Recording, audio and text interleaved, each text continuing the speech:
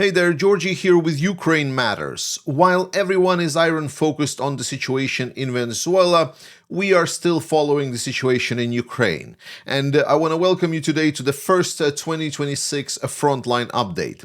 Let's look at the situation on the front line and understand what is Russia is expecting to achieve in 2026 and what Ukraine will be putting against it. Start by understanding a large-scale picture. What are the key parts of the Russian interest? And the biggest thing, obviously, is the Kramatorsk-Sloviansk agglomeration. This is the main forepost of Ukrainian forces, and this is what Russia wants to capture the most. So that's why they're trying to attack it from various directions, including from the north, from the east, and so on. But unfortunately for Russia, this is also one of the hardest places to attack to date. To be honest, Russia has not really had so much trouble. But even beyond that, they still need to finish up their operations in Pokrovsk-Mirnograd, and they would still need to finish their operations in Lyman, which is right to the north here. Unfortunately, Russia is not really fully focused because sometimes they just get distracted by certain things, and in this case, they got a little bit distracted by some of their initial success at the southern direction at Hulaypole, where they now dedicated some of the forces, and Ukrainians are trying to essentially abuse some of that to try to get Russia to send reinforcements to the area that is less favorable to Russia. So while Russia really wants to achieve their objectives, Ukrainians are looking to do two major things. First is the military reform. We talked about it extensively many times on this channel, and Zelensky, in his yesterday commentary to the journalists, has stated that the military reform will be taking place later this year. While that is not in place, Ukrainians should continue doing what they're doing right now, essentially attritioning Russian advances and trading in some of that land for the Russian bodies and time, because time is definitely not on Putin's side in this war. The best way for Putin would be to accept the proposed off-ramps by the Europeans or the Americans, yet he is not doing this because he still believes that he wants to win. But we're going to talk about this a bit later. Situation of Pokrovsk-Mirnograd is still very difficult, but we already explained that there is no dense pockets here. There has been additional confirmations coming from Ukrainians with some of the videos as well, where Ukrainians shown that areas of Rodinske, here just to the north of Mirnograd, have been actually liberated, and right now Ukrainians are within the city. More than that, around Pokrovsk area as well, Ukrainians have shown during the Christmas time of launching fireworks from the north areas of the city, essentially showing that their presence there is still being felt. So no matter what the Russian propaganda and the shills will be claiming, Ukrainians are still fighting for the areas of these towns, and they're still putting a heavy price for the Russians to advance. Beyond that, the interesting direction is around Konstantinivka. Russian goal for this year will be definitely to capture Konstantinivka first and foremost. They are already trying to do so, specifically from the eastern part right over here, but they would want to see Konstantinivka semi-encircled. So what they would like to get is to approach it also from the north and also from the south. However, from the north, there is this pesky problem of Chasiv Yar, which is located right over here, which is a big thorn in the Russian side, and it does not allow Russia to encircle the Konstantinivka from the north. And Ukrainian operations around the north of Mirnograd Pokrovsk operation, where Azov is present, they are actually quite successfully preventing Russian advances towards the north. So most likely we would see Russia try to push this salient a little bit towards the north, hopefully for Russia towards this area, and after that they would try to move eastwards towards Konstantinivka, because if this will not happen, then unfortunately for Russia, the best way forward for them would be just to move into Konstantinivka just from this southeast direction, and effectively it will then drag on and it will be extremely costly. And I think this is the Ukrainian plan. Then we need to touch upon the Siversk direction. Here, as I explained, there are three big hills, sort of a hill chains that Russia wants to take over, so to say.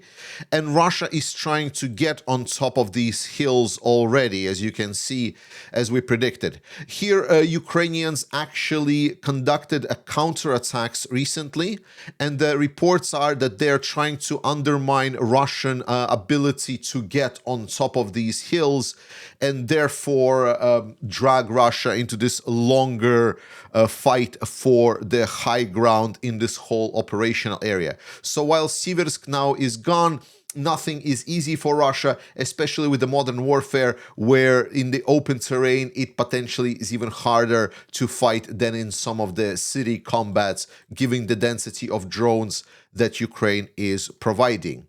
Lyman direction is basically coming forward for Russia as good as pulling teeth, and so far there is no indication that Lyman is any kind of compromised position. Russia would once again want to approach it from various directions altogether, yet it constantly undermined by the Ukrainians counterattacking. Just the fight again around Yampil in this area took Russia well over 4 months to try to get a little bit closer to Lyman.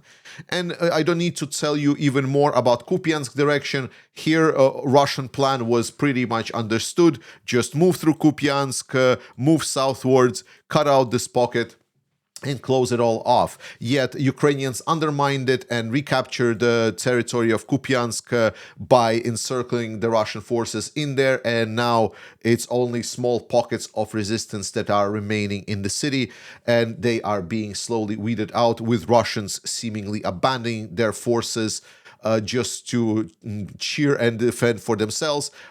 However, there are reports that Russians are trying to attack from the north, but because this direction is now sort of a lack of priority, and the general staff of Russia is claiming that actually they are in control of everything, they are struggling getting support from the other parts of the Russian military. However, I would still not be surprised if Russians would try to do the same thing once again. So overall, Ukraine is starting 2026 in a pretty stable situation. Well, I mean, for a war at which Ukraine has less resources. Ukraine is continuing their operation of attriting the Russian forces, but Russians are trying to move forward, but there are no major breakthroughs. There is no encirclement.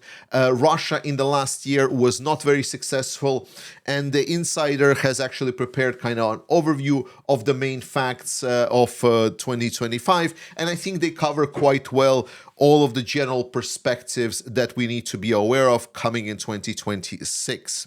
So first things first was the perspective of Putin and how he sees war in Ukraine.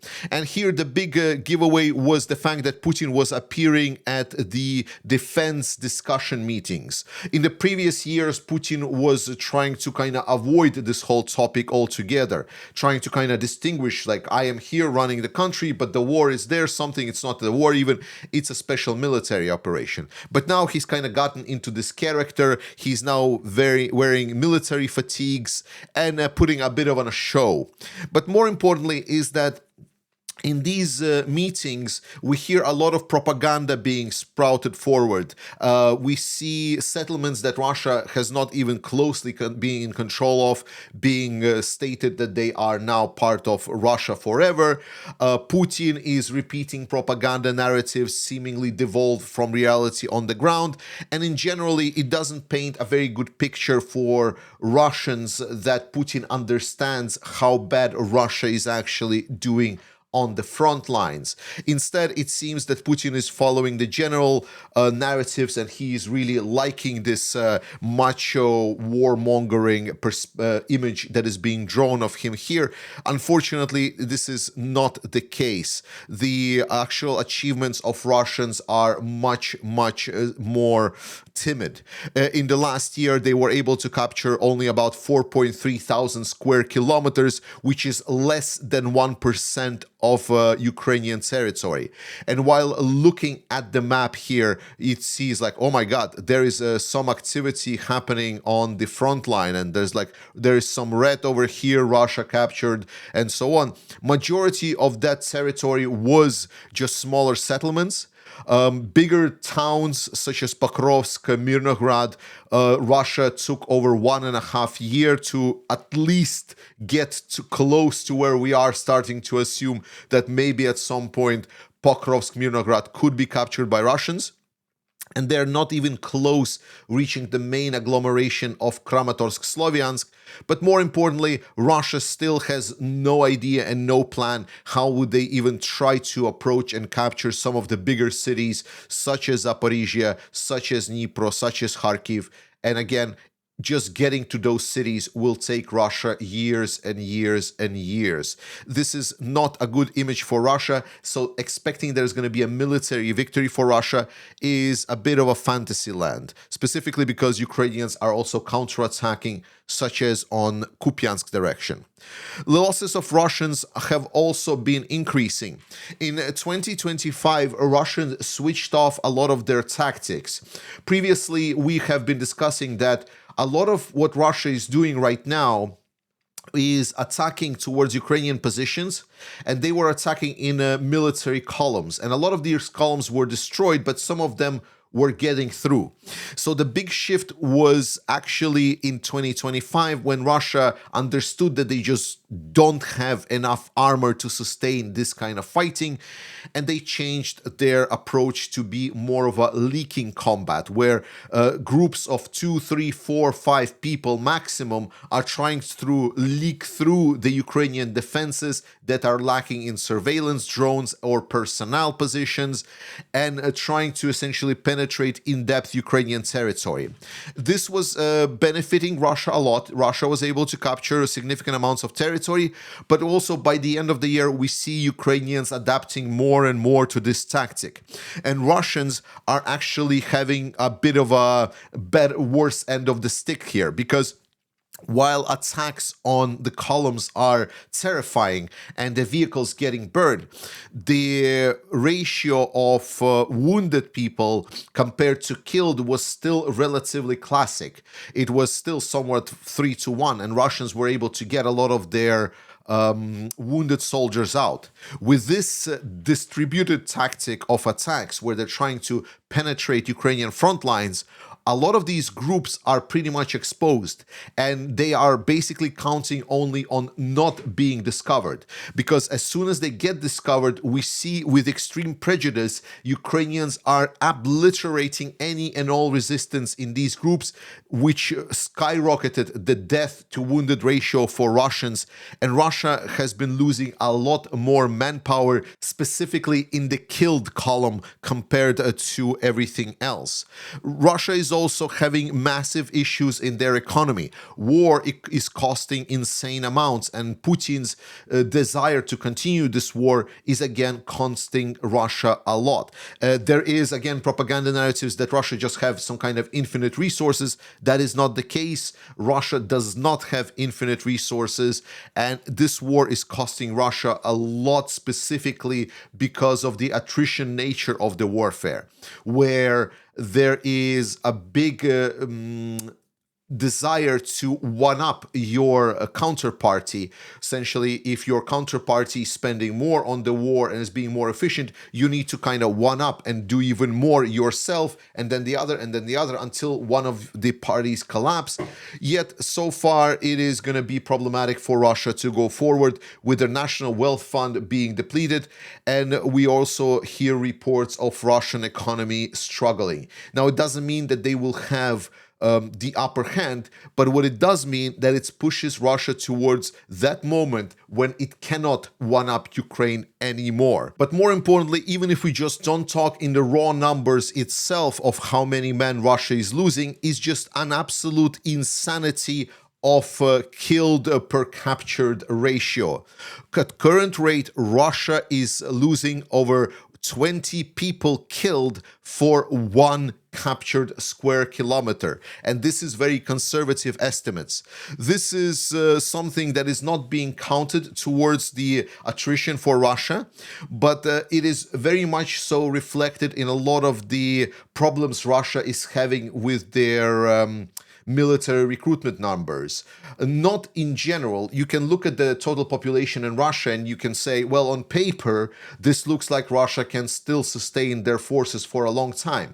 But it's a lot more problematic when you start looking in details, specifically when you start looking at, well, what is the composition of forces that are joining the Russian military? Because majority of them, the people, are coming from the poorer Russian regions where Russia is able to keep their population poor and keep them wanting to essentially go and die for Putin for absolutely nothing. The absolutely different situation is in the wealthy regions, Moscow, St. Petersburg, where the majority of Russian population actually lives.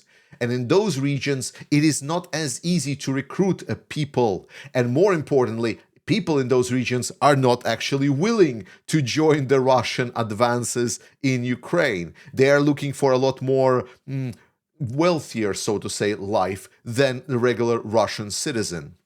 So paper and reality has been demonstrated by Ukraine are very much far apart, because on paper, Ukraine should have lost this war about 70,000 times over compared to Russia. Yet it didn't happen, because you shouldn't underestimate Ukrainians and you shouldn't underestimate the supporters of Ukraine as well. Because on this channel, we're doing a fantastic job at supporting Ukraine, and we will continue to do so in 2026. Thank you so much for everyone that is supporting Ukraine. Trust in Ukrainian armed forces. I love you. Slava Ukraini, and I will see you next time.